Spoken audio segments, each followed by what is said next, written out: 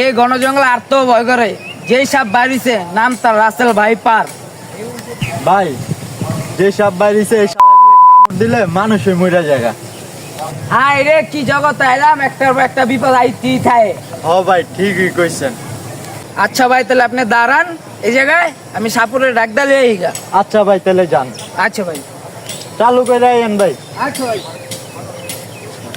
আমি যদি এই ঘন জঙ্গলে একলা একলা দাঁড়াই থাকি, যদি সাপে যদি আমার লুঙ্গির ভিতরে ঢুকে যদি কামড় দিল, না ভাই যাই না, আমার ভয় করতেছে। দেখি সাপুরি রাসেল ভাইপার গোষ্ঠীরে উদ্ধার করতে পারিনি।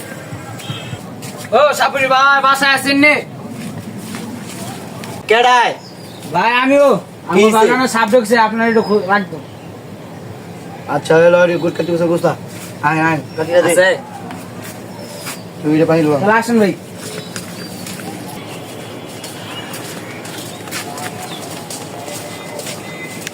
সাপুরি ভাই ওই যে ওই বাগানটা আয়েন।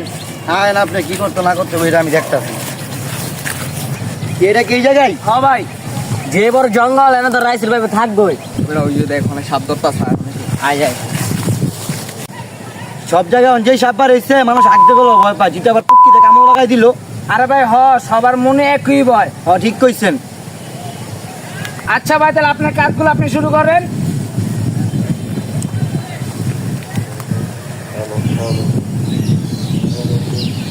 বিলিং বিলিং তন্ত্র যন্ত্র, সাপ দেখলে পর মন্ত্র, নাগিন নাগিন চুচু, কালী কুত্তার গো ধর। নাগমণি তুই ওরে জঙ্গল থেকে বের করে নিয়ে আস।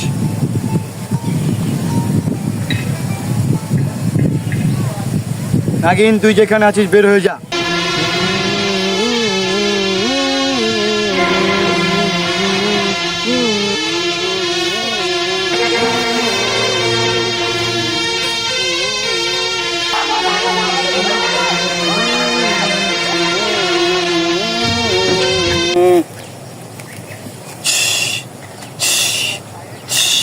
তুই এই ঘন জঙ্গলে কি করস? আমি আপনার এলাকায় ঘুরতে আসছিলাম, আমারে মানুষ সময় টিভির মতো ভাইরাল করে দিচ্ছে। তুই তো সবারে কামড়া স্থল লেগে মাইসে আগ দিকে শান্তি পেনা, তুই বলে কুত্তিতে কামড় দেস। ভাই আমি সাইরা দেন আমারে, আমি জামুগা। যাবি গা যা, দূরে যা দূরে যা, দৌড় দে দৌড় দে দৌড় দে দৌড় দে দৌড় দে দৌড় দে দৌড় দে।